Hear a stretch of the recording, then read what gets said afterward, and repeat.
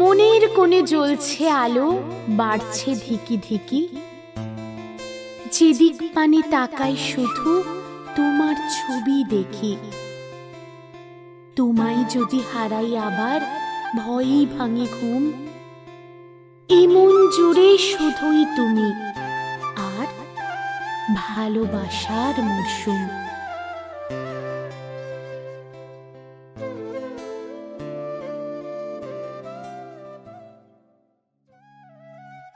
ভালোবাসার মরশুমের বন্ধুরা, কেমন আছো সবাই? আজ অধরা ভালোবাসা অষ্টম পর্বে সকলকে স্বাগত। এর আগের 7টি পর্বে তোমাদের অলরেডি মহুয়া আর কৃষ্ণর সাথে পরিচয় তো হয়েই গেছে, তাই আর ভনিতা না করে চলে আসছি সোজা গল্পে। তবে হ্যাঁ, তার আগে বলে রাখি, আজ গল্প পাঠে আমি তোমাদের বন্ধু প্রীতম, আর আমার সঙ্গে গল্পের অন্যান্য চরিত্রে অন্তরা তো আছেই, সঙ্গে রইলাম আমিও। আজ প্রায় 20 দিন হতে চলল, কোনোভাবেই যোগাযোগ করা যাচ্ছে না কৃষ্ণর সঙ্গে। যতবারই ফোন করা হোক না কেন, ফোন সুইচ অফ, না হলে পরিষেবা সীমার বাইরে। কিছুতেই কিছু বুঝতে পারছে না মহুয়া। মনে মনে ও এক প্রকার ধরেই নিয়েছে কৃষ্ণ ওর মায়ের ব্যবহারে এতটাই অপমানিত যে ও আর মহুয়ার সঙ্গে যোগাযোগ রাখতে চাইছে না। বাবা মায়ের সঙ্গে সম্পর্কের সামান্য উন্নতি হয়েছে মহুয়ার, ফোনটা আবার হাতে পেয়েছে, কিন্তু বদলে মাকে কথা দিতে হয়েছে যে ও কোনোভাবেই এখন কোনো সম্পর্কে জড়িয়ে পড়বে না। তবুও মন তো মানে না।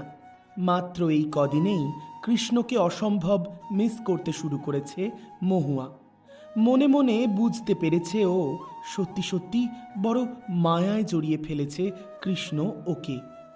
খেতে বসতে উঠতে শুতে সব সময়ই কৃষ্ণর হাসি মুখটা তাড়া করে বেড়াচ্ছে মহুয়াকে। কান্না পাচ্ছে, খুব খুব কান্না পাচ্ছে। নিজেকে ধরে রাখা ধীরে ধীরে কঠিন হয়ে পড়ছে। একেবারেই পড়াশোনায় মন বসতে চাইছে না। সেমিস্টার এক্সামটাও খুব বাজে দিয়েছে মহুয়া। ফ্ল্যাটের ছাদে দাঁড়িয়ে ডুবন্ত সূর্যটার দিকে তাকিয়ে আরও একবার ফোন নাম্বারটা ডায়াল করলো মহুয়া। না, সেই এক আইভিআর অ্যানাউন্সমেন্ট। মনের সমস্ত কষ্ট ধীরে ধীরে রাগে পরিণত হচ্ছে। ইচ্ছে করছে ফোনটা ছুঁড়ে ফেলে ভেঙে দিতে, কিন্তু শুধু শুধু একটা যন্ত্রের ওপর রাগ দেখিয়ে কি লাভ? জলজ্যান্ত মানুষটাই যখন ওকে বুঝলো না, তখন রাগ দেখিয়েই বা কি লাভ হবে? এভাবেই কি ঠকে গেল মহুয়া ওর জীবনের প্রথম ভালোবাসার কাছে? এভাবেই কি হারিয়ে গেল জীবন থেকে তার প্রথম ভালোবাসা, যাকে ধরে রাখার কম চেষ্টা তো ও করেনি? তাহলে কি এমন ভুল করলো যে কিছু না বলে কৃষ্ণ এভাবে দূরে সরে গেল? যা বলার মা বলেছে, মহুয়া তো বলেনি। তাহলে মহুয়া কেন শাস্তি পাবে অকারণ? মনে মনে স্থির করল মহুয়া, এত সহজে নিস্তার পাবে না ছেলেটা। কিছু না কিছু ভাবে ছেলেটার সঙ্গে যোগাযোগ করতেই হবে। হঠাৎ কি একটা মনে হতে হোয়াটসঅ্যাপটা খুলে একটা নাম্বার খুঁজতে শুরু করলো মহুয়া। সেটা খুঁজে পেতেই বিষাদে ভরা মুখটা হঠাৎ জল করে উঠল। হ্যালো পৃথা। হ্যাঁ মহুয়া, বল। এই, তুই ব্যারাকপুরে থাকিস তো? হ্যাঁ, কেন বলতো? আচ্ছা, তোদের বাড়ি থেকে ব্যারাকপুর থানাটা কত দূরে রে? খুব একটা দূরে তো নয়। কেন রে, কিছু হয়েছে? উম, না, তেমন কিছু নয়। শোন না, তুই একটিবার আমার সঙ্গে স্ট্যান্ডে দেখা করতে পারবি কালকে বিকেলে? খুব দরকার, প্লিজ না করিস না।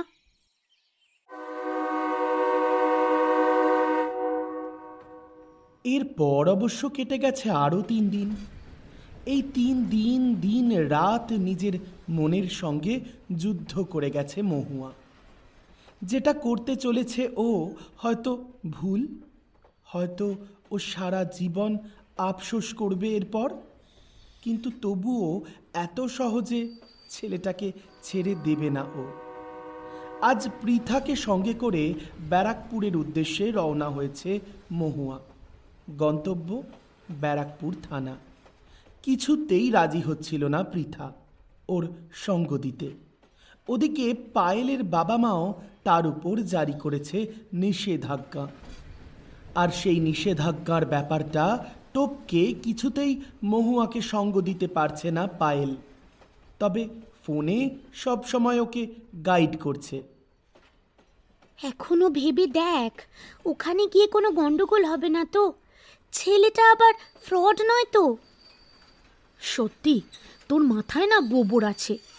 যদি ফ্রড হতো তাহলে পুলিশের উর্দি পরে জগদ্ধাত্রী পুজোর সময় কি ওখানে মশা মারছিল? ও হ্যাঁ, তাই তো। এই শোন না, আমি না কোনোদিন থানায় যাইনি, কিরকম না ভয় ভয় করছে। কেন, তুই চোর না ডাকাত যে ভয় করছে? যত নাটক! এদিকে আমি মরছি আমার জ্বালায়। আগে চল, তারপর দেখা যাবে।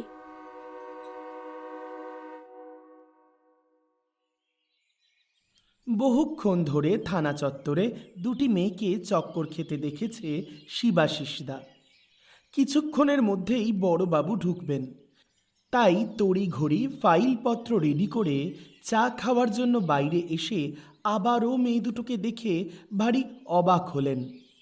1 ঘন্টা আগে মেয়ে দুটোকে এখানেই দেখেছিল, দেখে মনে হচ্ছে কলেজ স্টুডেন্ট। কিন্তু এরা থানায় ঘুরঘুর করছে কেন? নিশ্চয়ই কিছু গণ্ডগোল আছে। আচ্ছা, কোনো বিপদে পড়েনি তো? মহিলা বলে হয়তো সাহস করে থানার ভিতর ঢুকতে পারছে না। চটপট চা বিস্কিটটা শেষ করে শিবাশিস দা এগিয়ে গেল মেয়ে দুটোর দিকে। এই মহুয়া, 1.5 ঘন্টা হতে চললো এইখানেই ঘুরছি। চল না আমার বাড়ি চল, তোকে চাউমিন খাওয়াবো, তারপর ট্রেনে তুলে দেব। ঠান্ডা মাথায় বাড়ি ফিরে যা রে। ছাড় না, আর থানায় যেতে হবে না। চুপ করবি একটু? আমি ঠিক জানি বেটা এখানে কোথাও ঘাপটি মেরে আছে। একবার যদি ধরতে পারি, ওর ডান্ডা দিয়ে ওর মাথায় আমি ফাটিয়ে দেব। তা কে কার ডান্ডা নিয়ে মাথা ফাটাবে শুনি? উর্দি পরা মধ্যবয়সী এই পুলিশকে ওদের দিকে এগিয়ে এসে কথাগুলো বলতে দেখেই খানিকটা ঘাবড়ে গেল মহুয়া। আমতা আমতা করে বলল, না না, আমি মানে আমি তো কিছু বলিনি স্যার। এই দাঁড়াও দাঁড়াও, তোমাকে তো খুব চেনা চেনা লাগছে। কে বলো তো তুমি? আর এখানে কি করছো? হ্যাঁ, আমি আমি আমি মানে আমি আমি অনামিকা স্যার, অনামিকা।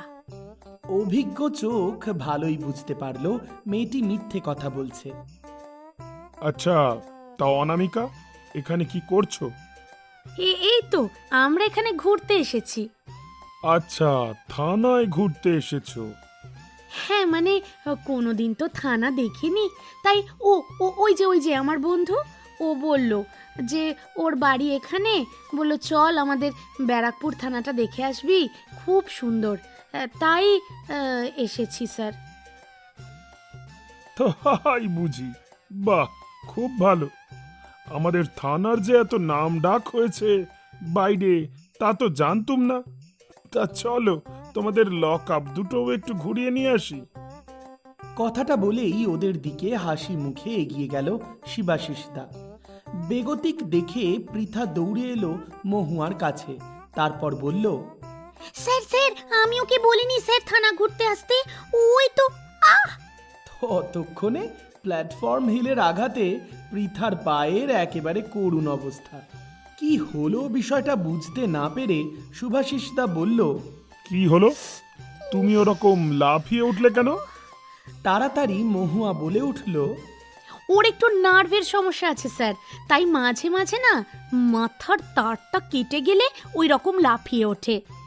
হা হা করে হেসে উঠল শিবাশিসদা। বাহ, বেশ মজার কথা বলো তো তোমরা। তা সত্যি সত্যি বলো তো, এখানে কি মনে করে? আরে নির্দ্বিধায় বলতে পারো, ভয়ের কিচ্ছুটি নেই। এই গোটা ব্যারাকপুর থানায় শিবাশিস দাকে সবাই খুব এই সমীহ করে চলে। তোমাদের সব সমস্যার সমাধান আমি করে দেব। শিবাশিস নামটা শুনেই ধরে প্রাণ এলো মহুয়ার।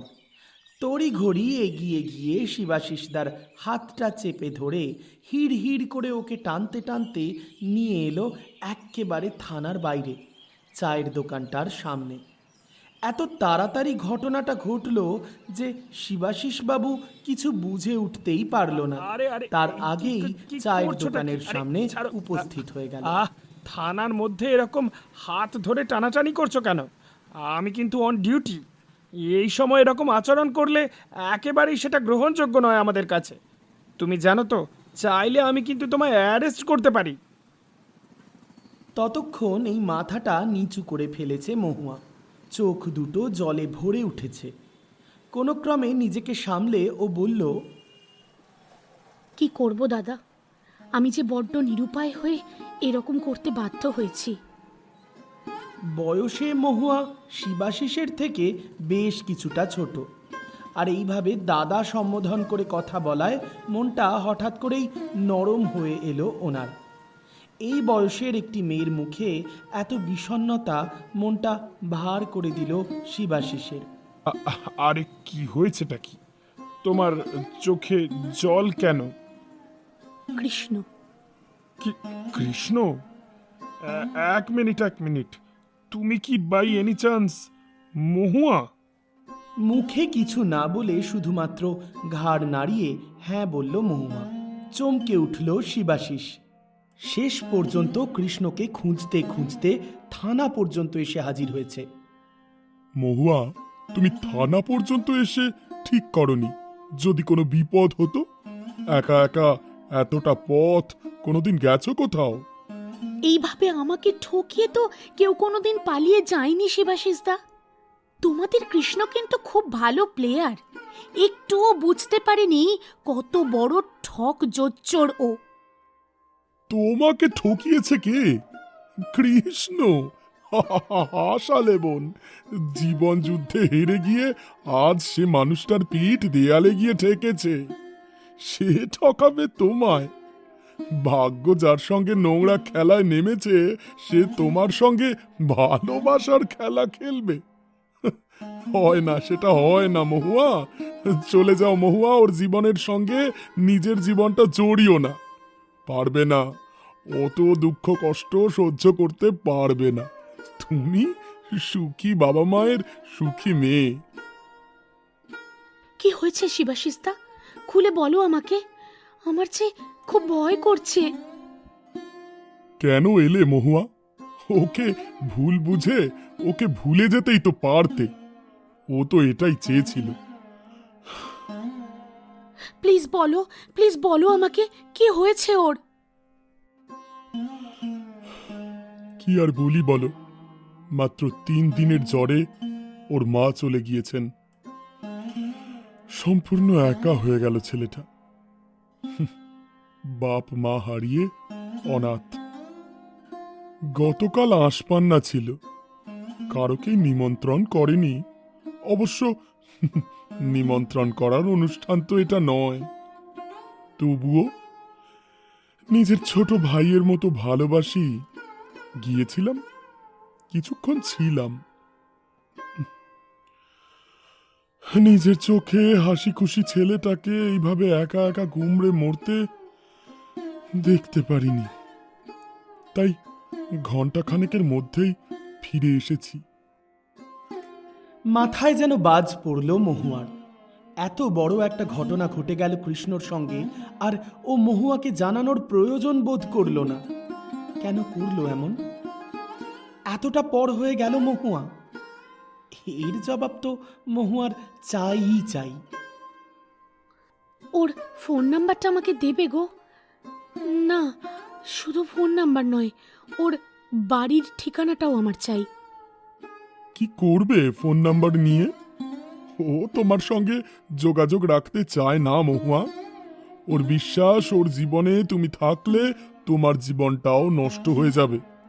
তোমার সাজানো জীবন কেন শুধু শুধু ঘেঁটে নিতে চাইছো? নতুন করে আর কি নষ্ট হবে? আমার যা হওয়ার সে তো হয়েই গেছে। ওকে ছাড়া নিজের জীবনটা তো আর আমি কল্পনা করতেই পারি না। ওর জীবনের আগুন আমাকেও তো জ্বালিয়ে পুড়িয়ে শেষ করে দিচ্ছে। প্লিজ তুমি ঠিকানাটা দাও। ফোন নাম্বার আর ঠিকানাটা নিয়ে ফেরার পথে পা বাড়ালো মহুয়া। শিবাশিস দা ওকে বেশ কিছুটা এগিয়ে দিল। দাদা, এই বোন যদি তোমার কাছে আজ কিছু চায়, দেবে? নিশ্চয়ই, বলো কি চাই। কথা দাও, আমি এখানে এসেছিলাম, তুমি ওকে জানাবে না? কথা দাও। আচ্ছা ঠিক আছে ঠিক আছে, কিন্তু তুমি এখন করবেটা কি? জানি না, তবে এখনো ওর অনেক শাস্তি পাওয়া বাকি আছে। বলছিসটা কি মহুয়া, তুই এখন এই দুপুরবেলা নবদ্বীপ যাবি? হ্যাঁ, নৈহাটি পৌঁছবো 2টোর মধ্যে, তারপরেই ওখান থেকে একটা ট্রেন আছে, ওটাতে করেই ডাইরেক্ট নবদ্বীপ। কি করছিসটা কি? কাকিমা যদি জানতে পারে কি হবে বুঝতে পারছিস? বাড়ি চল, তোর কাছে তো ফোন নাম্বার রয়েছে, ফোন করে কথা বলে নে। না, যেতে আমাকে হবেই। তুই বাড়ি ফিরে যা। তোর নামে কেউ কোনো অভিযোগ করবে না, আমি কথা দিচ্ছি। তুই ফিরে যা। কিন্তু আর কোনো কিন্তু নয়, প্লিজ আমাকে আমার কাজটা করতে দে। কোনো রকমে কথাগুলো বলেই 2 নম্বর প্ল্যাটফর্মের দিকে এগিয়ে গেল মহুয়া। জানে না ও ঠিক করছে না ভুল করছে। যে মানুষটার সঙ্গে গত 20 দিন কোনো যোগাযোগ নেই, যে মানুষটাকে ও মাত্র কয়েক মাস চেনে, তাকে বিশ্বাস করে এত দূরের পথ পাড়ি দিচ্ছে। কোন ভরসায় জানে না।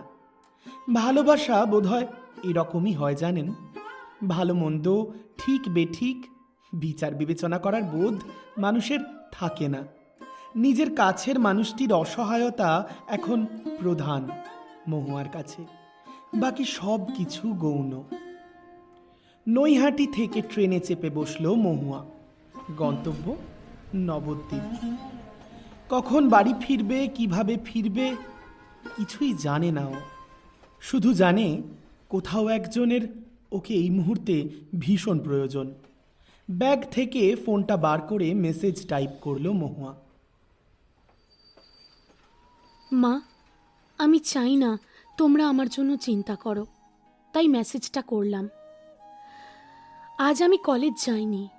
কৃষ্ণকে খুঁজতে এসেছিলাম ব্যারাকপুরে। ওর তো এখানেই পোস্টিং। জানি শুনলে তুমি খুব রাগ করবে, তবুও তোমাকে না জানিয়ে সিদ্ধান্ত নিয়েছি। তবে আমি জানি আমার সব কথাটা শুনলে তুমি নিশ্চয়ই আমার দিকটা বিবেচনা করে দেখবে। থানায় গিয়ে জানতে পারলাম আজ প্রায় 13 দিন হয়ে গেল কৃষ্ণর মা মারা গিয়েছেন। ও এখন সম্পূর্ণ একা মা, অনাথ। আমি ছাড়া এই পৃথিবীতে ওর আর কেউ নেই। আজ আমাকে ওর বড্ড প্রয়োজন মা। তুমি তো একজন মেয়ে, মা হারানোর যন্ত্রণা আশা করি উপলব্ধি করতে পারছো তুমি। একদিন ওকে কথা দিয়েছিলাম কোনো দিন ওর হাত ছাড়ব না। আজ সেই কথা রাখার সময় এসেছে মা। আমি নবদ্বীপ যাচ্ছি। যেভাবেই হোক বাড়ি আমি আজ ফিরবই। তুমি চিন্তা করো না। তোমার মেয়ে তোমায় না জানিয়ে একটা মানুষকে ভালোবেসে ফেলেছে, সত্যি কথা। কিন্তু তাই বলে তোমার মেয়ে অকৃতজ্ঞ, অবাধ্য নয়। আমার উপর বিশ্বাস রেখো মা। আর হ্যাঁ, আমার বন্ধু বান্ধবদের অযথা বিরক্ত করো না, ওদের কোনো দোষ নেই। মেসেজটা সেন্ড করেই ফোনটা সুইচ অফ করে দিল মহুয়া। এরপরেই ওর জীবনে আসতে চলেছে এক ভয়াবহ ঝড়। ট্রেনের জানলার কাছটাতে আর একটু সরে গেল ও। ঠান্ডা হাওয়ার ঝাপটা লাগছে চোখে, মুখে। বুকের মধ্যে এতক্ষণ যে চাপ অনুভূত হচ্ছিল, হঠাৎ করেই কেমন যেন হালকা হয়ে এলো। চোখ দুটো হু হু করে জ্বালা করছে। মনে মনে কতই না অভিযোগ করেছে ছেলেটার নামে। এদিকে সর্বস্ব হারিয়ে ওরই আশায় হয়তো পথ চেয়ে বসে আছে। প্রায় 4:45 নবদ্বীপ স্টেশনে ঢুকলো ট্রেন। ট্রেন থেকে নামতেই ভয় লাগতে শুরু করলো মহুয়ার। একা একা এত দূর আসেনি, কোনো দিন আসেনি। খবরটা শোনার পর নিজেকে আর আটকে রাখতে পারেনি। 7-5 না ভেবেই চেপে বসেছিল ট্রেনে। সঙ্গে টাকা পয়সা বেশি নেই। ফোনের চার্জটাও প্রায় শেষের দিকে, তাই ফোনটাও অফ করে দিয়েছে। খিদেও পেয়েছে খুব। সেই কখন পৃথা জোর করে একটু চা বিস্কুট খাইয়েছিল।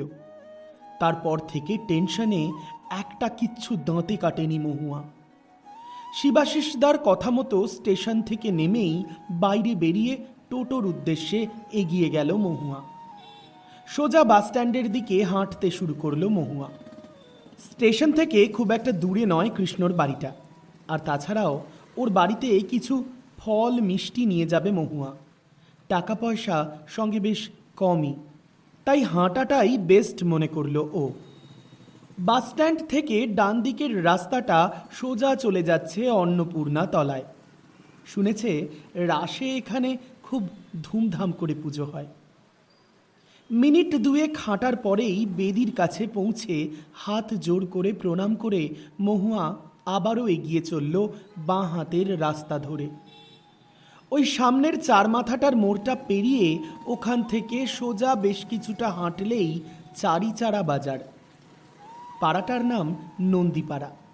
এই চারিচারা বাজার সংলগ্ন শিব মন্দিরটি বেশ নামকরা।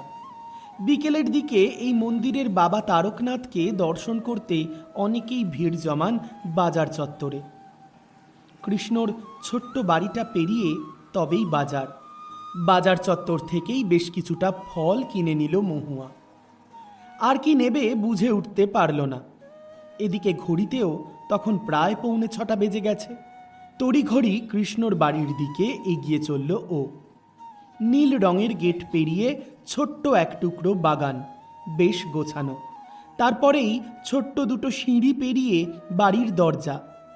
শিবাশিসদা এত সুন্দর করে বুঝিয়ে দিয়েছে মহুয়াকে যে কোনো অসুবিধেই হলো না ওর গেটের সামনে অবধি পৌঁছতে। গেটের সামনে দাঁড়াতেই হাত পাটা অজান্তেই কেমন ঠান্ডা হয়ে এলো ওর। কেমন প্রতিক্রিয়া হবে কৃষ্ণর ওকে দেখে? খুব রাগারাগি করবে নাকি খুশি হবে? আচ্ছা, একবার কি ফোন করে আসা উচিত ছিল? যদি বাড়িতে না থাকে? দোনামোনা করতে করতেই কাঁপা কাঁপা হাতে বাড়ির গেটটা খুলে ফেলল মহুয়া। তারপর বেশ সন্তর্পণে এগিয়ে গেল দরজার দিকে। সন্ধেবেলার দিকটাতে ইদানিং ঘরে আর আলো জ্বালে না কৃষ্ণ। ভালো লাগে না ওর। গোটা জীবনটাই তো আঁধারে ঢেকে গিয়েছে। শুধুমাত্র মায়ের কথা ভেবেই নিজের সমস্ত স্বপ্ন জলাঞ্জলি দিয়ে এই পুলিশের চাকরিটা জয়েন করেছিল। আর সেই মাই আজ ফাঁকি দিয়ে চলে গেল। সামান্য চিকিৎসাটুকু করানোর সময় পর্যন্ত দিল না। নিজেকে বড় অপরাধী মনে হয় কৃষ্ণর। মহুয়ার সঙ্গে যোগাযোগ হওয়ার পর বেশ কিছুদিন মায়ের খোঁজ খবর নিতে পারছিল না ঠিকঠাক। আসলে এত তাড়াতাড়ি মহুয়ার বাড়িতে জানাজানি হয়ে যাওয়ায় বড্ড টেনশনে ছিল কৃষ্ণ। মাঝে মাঝেই নাকি জ্বর আসছিল মায়ের। পাশের বাড়ির রমা কাকিমার সঙ্গে ডাক্তারও দেখিয়ে এসেছিল। তারপর হঠাৎ করেই শুক্রবার রাত থেকে জ্বরটা বাড়তে শুরু করে। খবর যায় কৃষ্ণর কাছে। তার দিন 2 আগেই ফোনের সিম কার্ডটা চেঞ্জ করেছিল কৃষ্ণ। খবরটা পেয়েই সেদিন রাত্রেই ছুটে আসে বাড়ি। শনিবার সকালে মাকে হসপিটালে ভর্তি করা হয়। ডাক্তারবাবু জানান ডেঙ্গু। শরীর দুর্বল হওয়ায় শরীরের প্রতিরোধ ক্ষমতা অনেক কম, তাই চিন্তার বিষয় তো ছিলই। তবে সব চিন্তার অবসান ঘটিয়ে রবিবার রাতে চলে গেলেন না ফেরার দেশে। আর সেই সঙ্গে কৃষ্ণর সব আশা আকাঙ্ক্ষা স্বপ্ন এক ধাক্কায় ভেঙে চুড়ে শেষ হয়ে গেল যেন। ইদানিং একাকিত্ব বেশ চেপে ধরে কৃষ্ণকে। ইচ্ছে করে মহুয়াকে ফোন করে নিজের মনের সব কথা উজাড় করে দিতে, কিন্তু মেয়েটার পড়াশোনা, সেমিস্টার ইত্যাদির কথা চিন্তা করে এক পা এগিয়েও দু পা পিছিয়ে আসে কৃষ্ণ। ঠিক যেমন আজ সকাল থেকে বারে বারে মহুয়ার কথা মনে পড়ছে, মনটা বড্ড অশান্ত হয়ে উঠছে।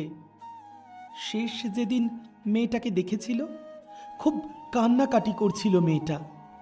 তারপর কি যে হলো, বিধির বিধান পরিবর্তন করার ক্ষমতা তো আর কৃষ্ণর নেই। দরজায় আওয়াজ হতেই ভাবনার জগৎ ছেড়ে বাস্তবের মাটিতে এসে পড়ল কৃষ্ণ। নিশ্চয়ই রমা কাকিমা এসেছেন। সন্ধেবেলার জলখাবার নিয়ে কতবার সাধাসাধি করেছেন কৃষ্ণকে। খাওয়া দাওয়া করতে ওর ভালো লাগে না ইদানিং, কিন্তু এই লোকজনগুলো তা শুনলে হয়। এভাবে আর বাড়িতে বসে থাকা যাবে না, খুব তাড়াতাড়ি ও জয়েন করবে আবার। এসব ভাবতে ভাবতেই দরজার দিকে এগিয়ে গেল কৃষ্ণ। দরজাটা দুবার নক করল মহুয়া। ভিতর থেকে কোনো সাড়া শব্দ পেল না। তবে কি বাড়িতে নেই? কিন্তু তাহলে তো তালা দেওয়া থাকতো। সেসব তো কিছু নেই। আরও কিছুক্ষণ পর দরজা খোলার শব্দ হতেই দু পা পিছিয়ে গেল মহুয়া। দরজা খুলে বাইরে বেরিয়ে এলো কৃষ্ণ। এ কি মহুয়া, তুমি এখানে কি করে? মানে আকাশ থেকে পড়ল কৃষ্ণ। কোথা থেকে এলো মেয়েটা? ও কি জেগে জেগে স্বপ্ন দেখছে, নাকি সত্যিই এসেছে? কিন্তু কি করে ঠিকানা জানলো? আর এতটা পথ একা একা এলোই বা কি করে? তাড়াতাড়ি দরজার বাইরে বেরিয়ে এলো কৃষ্ণ। রাস্তার স্ট্রিট লাইটটা সোজাসুজি এসে পড়েছে মহুয়ার মুখে। এই আলো আঁধারি পরিবেশে মহুয়ার মুখটার দিকে তাকিয়ে যন্ত্রণায় বুকটা মুচড়ে উঠল কৃষ্ণর। এ কি অবস্থা মেয়েটার চোখের মুখের? খাওয়া দাওয়া করে না নাকি ঠিক মতো? মৌ, তুমি এখানে? আর থাকতে পারল না মহুয়া। এক ধাক্কায় সামনে থেকে ওকে সরিয়ে দিয়ে বাড়ির ভিতরে ঢুকে গেল ও। ওকে বাড়িতে ঢুকতে দেখে কৃষ্ণ ওর পিছু পিছু চলে এলো বাড়ির ভিতর। তারপর দরজাটা ভেজিয়ে দিয়ে আলোটা জ্বালিয়ে দিল। বাড়িতে ঢুকেই চুপ করে মাথাটা নিচু করে দাঁড়িয়ে রইল মহুয়া। কৃষ্ণ পায়ে পায়ে এগিয়ে গেল মহুয়ার একেবারে কাছে। তারপর ডান হাতটা তুলে মহুয়ার বাঁ হাতে রাখতেই আচমকা জাপটে ধরল মহুয়া। তারপর কান্নায় ভেঙে পড়ল মহুয়া। মহুয়াকে এইভাবে কাঁদতে দেখে কষ্ট হলো কৃষ্ণরও। হয়তো এতদিনের জমিয়ে রাখা কষ্টগুলো চোখের জল হিসেবে ঝরে পড়ল অজান্তেই।